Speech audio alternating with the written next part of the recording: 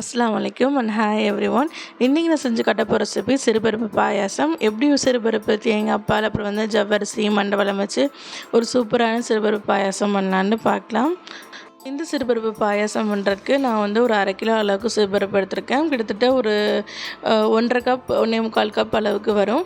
இந்த சிறுபருப்பு வந்து ஒரு பேன் நல்லா ஹீட் ஆனதும் அந்த சிறுபருப்பு சேர்த்து நம்ம லோ ஃப்ளேம்லேயே வச்சு நல்லா வந்து ஒரு மிதமான தீயில் வந்து நம்ம வறுத்து எடுத்துக்கலாம். சிறுபருப்பு வந்து ரொம்ப பொன்னிறமாக ஆயிடக்கூடாது. அதோட வந்து லேசாக வாசனை வர வரைக்கும் நம்ம லோ ஃப்ளேம்லேயே வச்சு அந்த சிறுபருப்பை வந்து நல்லா வந்து நம்ம வதக்கி எடுத்துக்கலாம். இன்றைக்கி நான் பண்ணுற அளவு வந்து ஒரு 15 பேர் அளவுக்கு குடிக்கிற அளவுக்கு நான் வந்து இந்த பாயாசம் அளவு நான் பண்ணியிருக்கிறேன்.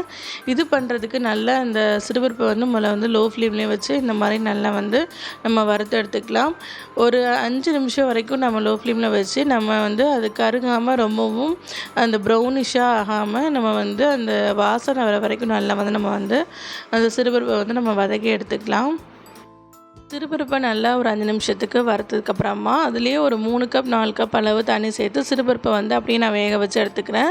நம்ம கழுவணும்னு நினைக்கிறவங்க வந்து சிறுபருப்பை வந்து அப்படியே தண்ணி ஊற்றி நம்ம கழுவி வாஷ் பண்ணி திரும்பவும் தண்ணி ஊற்றி நம்ம வேக வச்சுக்கலாம். நான் இன்றைக்கி வந்து வாஷ் பண்ணாமலேயே இதில் வந்து ஒரு 4 கப் அளவு தண்ணி சேர்த்து அப்படியே வந்து சிறுபருப்பை வந்து நான் வந்து வேக வச்சு எடுத்துக்கிறேன். சிறுபருப்பு நல்லா வேகிற டைமில் வந்து இந்த பாயசத்துக்கு தேவையான தேங்காய் பால் எடுத்துக்கலாம். 2 பெரிய சைஸ் தேங்காயிலேருந்து நான் வந்து தேங்காய் பால் எடுத்துக்கிறேன். கட்டியான தேங்காய் பால், தனியான தேங்காய் பால் அந்த மாதிரிலாம் இல்லாமல் நம்ம எல்லா தேங்காய் பாலையும் மொத்தமாக சேர்த்து எவ்வளோ பால் வருதோ அந்த அளவுக்கு நம்ம பார்த்து நம்ம வந்து சேர்த்துக்கலாம்.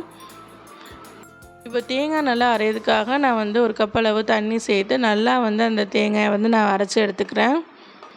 திரும்பவும் தண்ணி சேர்த்து அரைச்சி இந்த மாதிரி நான் வந்து தேங்காய் பால் வந்து கட்டியான தேங்காய் பால், தனியான தேங்காய் பால் எல்லாத்தையும் மொத்தமாக ஒரே இதாக நான் வந்து எடுத்து வச்சுக்கிறேன். நமக்கு எந்த அளவுக்கு தேங்காய் பால் வருதோ அந்த அளவுக்கு தண்ணி சேர்த்து நம்ம தேங்காய் பாலை வந்து நல்லா வந்து கெட்டியாக புழிஞ்சு எடுத்துக்கலாம். இப்போ இந்த சிறுபருப்பு கொதித்து வரும்போது வெள்ளை கலரில் வந்து நுரை மாதிரி வரும். அதெல்லாம் வந்து நம்ம எடுத்து விட்டுக்கலாம். இந்த மாதிரி சைடில் கலெக்ட் ஆகிற அந்த வெள்ளை கலர் நுரையெல்லாம் நம்ம வந்து எடுத்து விட்டோன்னா அந்த பருப்போட ராஸ்மல் வந்து நமக்கு அந்த பாயசத்தில் வந்து இல்லாமல் இருக்கும். இப்போ வந்து இந்த சிறுபருப்பு வந்து நல்லா வந்து கொலைய வெந்து வந்துட்டு இப்போ அது எல்லாத்தையும் நான் தனியாக வந்து ஒரு பாத்திரத்தில் வந்து மாற்றி வச்சுக்கிறேன். இப்போது இதுக்கு தேவையான மண்டவெல்லம் வந்து ஒரு 1/2 கிலோ அளவுக்கு மண்டவெல்லம் வந்து நான் எடுத்திருக்கேன். இந்த பாயாசம் வந்து 15 பேருக்கு செய்கிறேன். அதுக்கு தேவையான மண்டவெல்லம் வந்து ஒரு 1/2 கிலோ மண்டவெல்லம் கரெக்டாக இருந்துச்சு ஸ்வீட்டுக்கு. இப்போ வந்து இந்த மண்டவெல்லம் வந்து நம்ம நல்லா வந்து கரைச்சி எடுத்துக்கலாம். அதுக்கு ஒரு 2-3 கப் அளவு தண்ணி சேர்த்து நல்லா வந்து அந்த மண்டவெல்லம் வந்து கரையணும். கம்பி பதம்லாம் வர தேவையில்லை. நல்லா அந்த கரைஞ்சி ஒரு இந்த ஜாகரி சிரப் மட்டும் நமக்கு வந்தால் போதும். இப்போ இந்த மண்டவெல்லம் வந்து நல்லா வந்து இந்த மாதிரி கரைஞ்சி வந்துட்டு நல்லா இந்த மாதிரி கரைஞ்சி வந்த உடனே நம்ம வந்து ஸ்டவ் ஆஃப் பண்ணிடலாம். இப்போது இந்த பாயசத்துக்கு தேவையான ஜவ்வரிசி வந்து நம்ம வேக வச்சு எடுத்துக்கலாம்.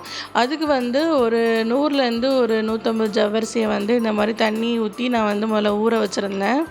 தண்ணி ஊற்றி வந்ததுக்கப்புறமா அந்த ஜவ்வரிசியை நல்லா அலசிட்டு நம்ம வந்து இந்த மாதிரி இந்த பருப்பை வந்து நான் ஒரு பானைக்கு வந்து நான் மாற்றி வச்சுக்கிட்டேன்.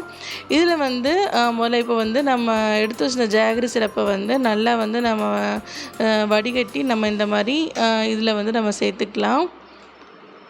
அந்த வெல்லம் சிரப்பு சேர்த்ததுக்கப்புறமா நல்லா வந்து நம்ம கரண்டியாலேயே நல்லா அந்த பருப்பெல்லாம் கொஞ்சம் மசிச்சு விட்டு நல்லா வந்து நம்ம மிக்ஸ் பண்ணி விட்டுக்கலாம். இப்போ வந்து நம்ம ஊற வச்சுருந்த அந்த ஜவ்வரிசி நான் எடுத்துருக்கிறது வந்து ரொம்ப பொடிசான ஜவ்வரிசி. இதை வந்து நல்லா வந்து கழுவிட்டு நம்ம இந்த மாதிரி இந்த பாயாசத்தில் வந்து நம்ம சேர்த்துக்கலாம். ஜவ்வரிசி நம்ம சேர்த்ததுக்கப்புறமா அந்த ஜவ்வரிசி எல்லாம் நல்லா வேகணும். ஒரு 5லேருந்து 10 நிமிஷத்துக்கு ஜவ்வரிசி நல்லா வெந்து வந்ததுக்கப்புறமா ஒரு 2-3 ஏலக்காயை வந்து தட்டி நம்ம இந்த பாயாசத்துக்கு வந்து நம்ம சேர்த்துக்கலாம்.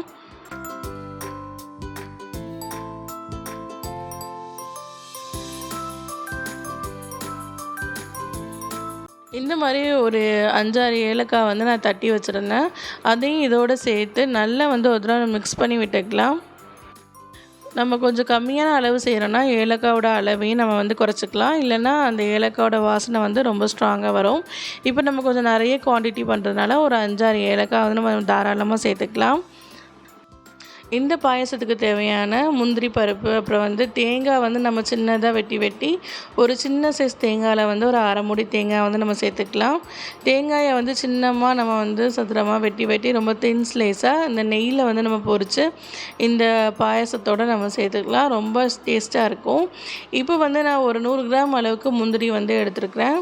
இந்த முந்திரி எல்லாத்தையும் நெய்யில் நல்லா பொரித்து நம்ம முதல்ல இந்த பாயாசத்தில் நம்ம சேர்த்துக்கலாம்.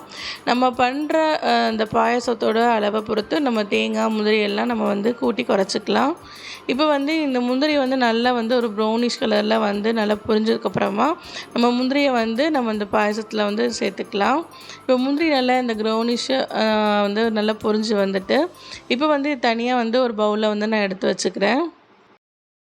முந்திரி ரொம்ப கருகிடக்கூடாது. இந்த மாதிரி ஓரளவு ப்ரௌனிஷாக வந்ததுக்கப்புறம் நல்லா பொரிஞ்சு வந்ததுக்கப்புறமா நம்ம அதை தனியாக எடுத்து வச்சிடலாம். இப்போ அடுத்து நம்ம தேங்காயை பொரிச்சு எடுத்துடலாம். அதுக்கு ஒரு பெரிய டேபிள் ஸ்பூன் அளவுக்கு நெய் சேர்த்து நம்ம இது மாதிரி வெட்டி வச்சுருந்த தேங்காய் எல்லாத்தையும் அந்த தாளிப்பு கரண்டியில் சேர்த்து நல்லா நம்ம வேக வச்சு எடுத்துக்கலாம். தேங்காயும் இந்த மாதிரி ஓரளவு ப்ரௌனிஷாக நல்லா வதங்கி வந்ததுக்கப்புறமா நம்ம அதையும் எடுத்துடலாம். தேங்காய் நல்லா பொரிஞ்சு வரணும். அதுக்குள்ளே இந்த பாயசத்துக்கு தேவையான தேங்காய் பால் எல்லாம் நம்ம சேர்த்துக்கலாம்.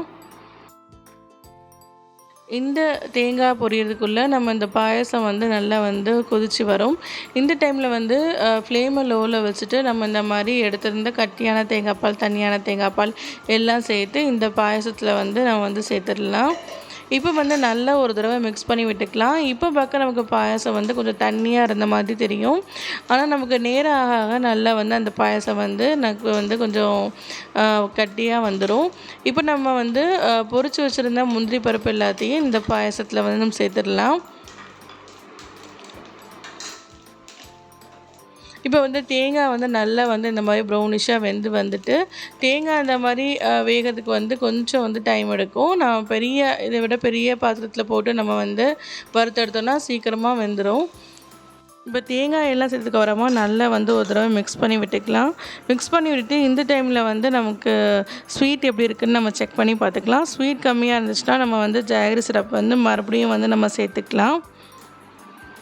நல்லா ஒரு தடவை மிக்ஸ் பண்ணி விட்டுட்டு நல்லா ஒரு கொதி வந்ததும் நம்ம ஸ்டவ் ஆஃப் பண்ணிடலாம். நமக்கு சூப்பரான சிறுபருப்பு பாயாசம் ரெடி ஆகிட்டு ரொம்ப அதிகமும் ஸ்வீட் இல்லாமல் ஒரு மைல்டான ஸ்வீட்டோட ரொம்பவே நல்லாயிருக்கும் இந்த பாயாசம். நம்ம வீட்டில் ஏதாவது ஒரு ஃபங்க்ஷன் விசேஷம் வரும்போது நம்ம கண்டிப்பாக இந்த பாயசத்தை செஞ்சு பாருங்கள்.